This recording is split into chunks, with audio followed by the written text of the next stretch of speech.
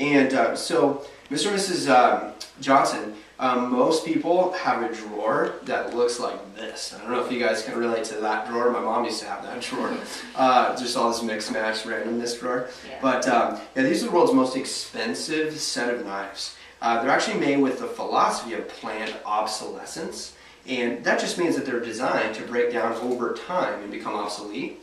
And Consumers Reports actually states that the average knife breaks or goes dull within about 2 to 3 years. And most households waste a ton of money on cheap knives because they have to be replaced over and over, which actually makes them even more costly in the long run.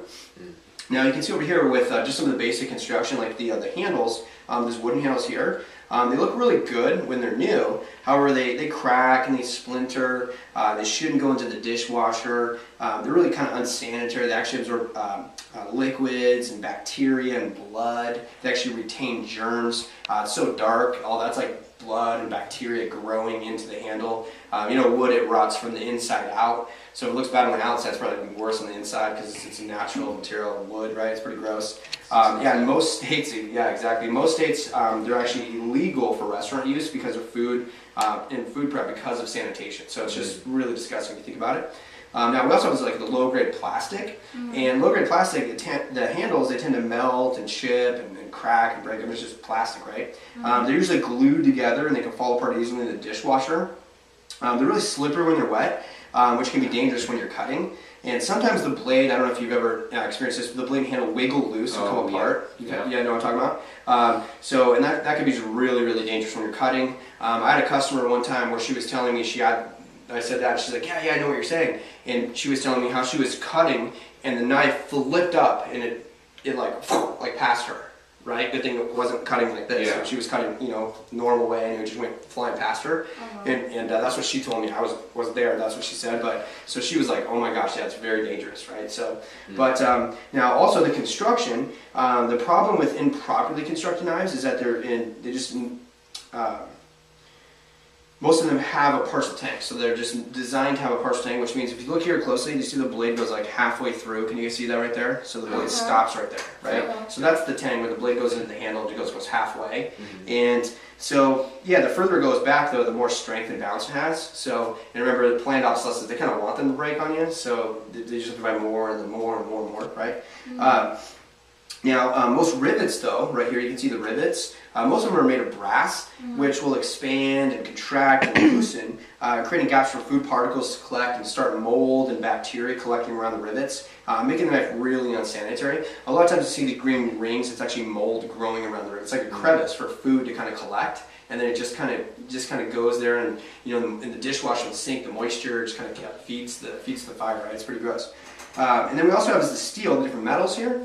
This is carbon steel, and it's also called like the will knife because it will stay sharp longer, but because it's a stronger metal, but also it's going to rust and corrode, so it's really unsanitary.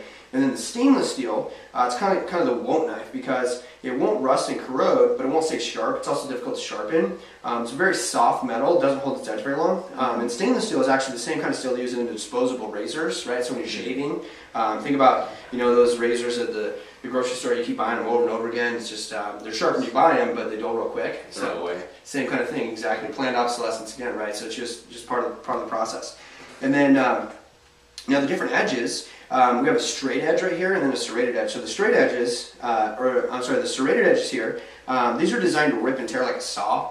So if you ever cut cheese, it kind of cuts crooked sometimes, kind of rips and tears, right? But they make a very jagged cut. Can't really resharpen them. Then the straight edges here and here, those make a smooth cut, but they kind of dull quickly, and they're constantly needing resharpening. But really, the major problem with knives like these is that they're never sharp. And actually, a dull knife is actually much more dangerous than a sharp knife. Can you guys think about why a dull knife is actually more dangerous than a sharp knife? More pressure. Yeah, exactly right. So when you kind of have to like stand above it and use your shoulder and like press hard, like the lady I was telling you about with the knife line out. I cut mine. You got to cut during that? Yeah, and you're more likely to slip and cut yourself or somebody else. So it's much safer to use a really, really razor sharp knife. But the company did a little survey kind of thing, basically. So here's kind of why poor quality knives cost kind of a lot over time, which I thought was kind of interesting. So they found that the average junk knife is about $10. You could go to the dollar store and spend like $1 on a knife, or you could go to Fred Meyer and spend $20 on a knife. average is going to be about $10 for a junky knife. And the average family is going to have about 8 knives in a set, so average about $80. So if it's replaced every 2 years for the next 40 years, that's 20 replacements. Now, most people don't replace their knives every 2 years, but they probably should have, right? So a lot of families spend in upwards of over $1,600 on junky knives that they don't even like to use. Just kind of like buying it over, and you don't realize that a $5 knife here, $10 knife here, $20 knife there, adding in your cart over the next 40 years just kind of adds up quite a bit, so if you think about it. But